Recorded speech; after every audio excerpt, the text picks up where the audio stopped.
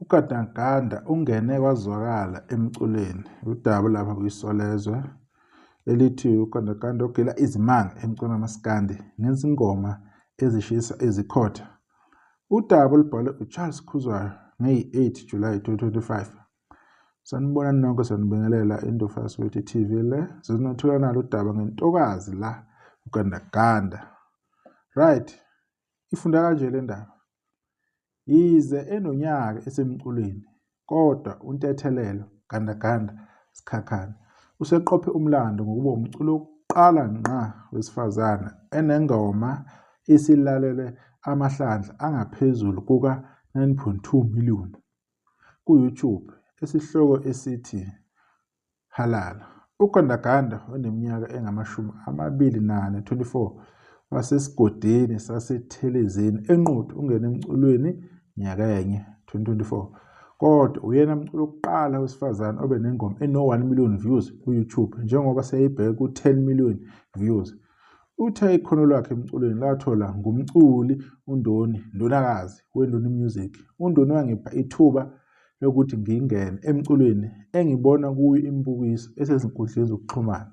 Sasikhipha ingoma ethi Halala esidume umhlaba wonke neyenza kahle kakhulu ezitolo za-online. uGandaganda akagcinanga ngoHalala kodwa ubuye wenza enye noNdoni esihloko esithi Lilizela nayo esino-650,000 views ku-YouTube. Yize uGandaganda esedume kangaka kodwa usaqhubeka nokuhambela umkhosi womhlanga, okuyinto ayiqale eseneminyaka eyishumi. Yilapho leli gama elithi Gandaganda lavela khona, endleleni yokuzigcina, ngoba konke engangikwenza kukho ukusina ngokuzimisela kwakuveza ngokweqile amandla kaGandaganda. Sengingabala nakho ukuphakama kwethamba. Kuningi nje lase livela njalo leli gama. Kusho uGandaganda onguthunjana izingane ezimbili zeNkosazana Hlengiwe Sikhakhane noMnumzane Sibonisa Buthelezi. Nansi emfundweni uGandaganda akazibekile phansi njengoba eneziqu ze-Financial Management aziphothule eMajuba TVET College emuva kokufunda amabanga aphansi eThelezini Primary naphezulu eMuzwa wePhahla Secondary lapho aphothula khona umatric. uGandaganda uthe ubonga kakhulu abalandeli bomculo nenkampani engaphansi kwayo, iNdoni Music Production and Events.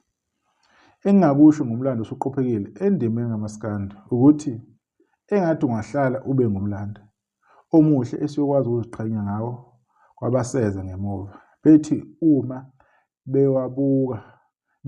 babewubuka begqugquzeleke baqhubeke bazabalaze kuze kufike la befisa kufike khona.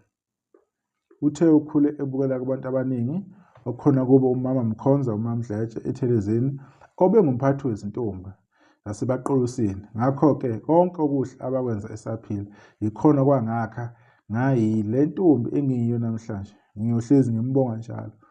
uNdoni uthe yingakho bethatha isinqumo sokubungaza uGandaganda ngomcimbi iHalala Song Celebration eMakhoba VA Hall eNquthu ngo-Agasti 9 kulo nyaka.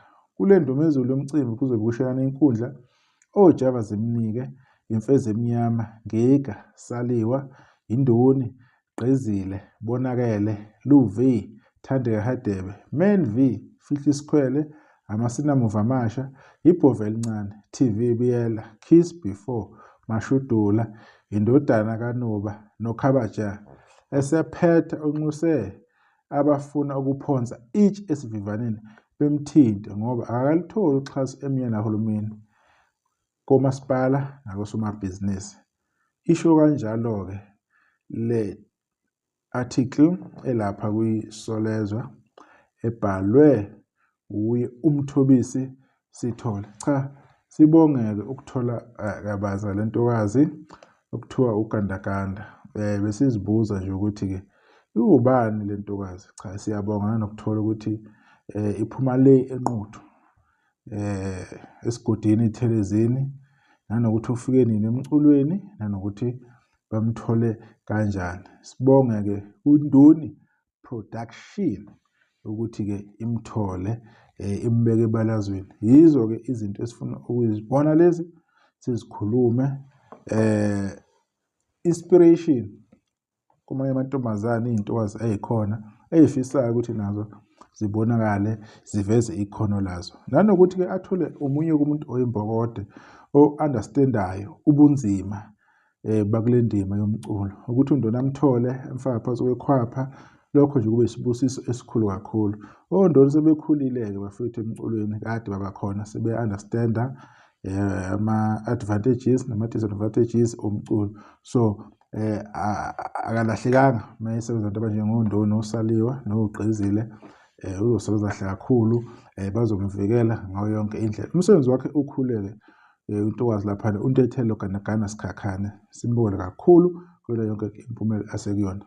Udaba-ke lokwanjalo-ke lulapha kwiSolezwe Facebook, belibhalwe khona silithathe khona. Sibonge ithuba, sizobuya ngokuzayo sesizokhuluma ngomunye umuntu mhlambe naye bemprofile asazi, kodwa-ke sibonge ithuba. Sale kahle.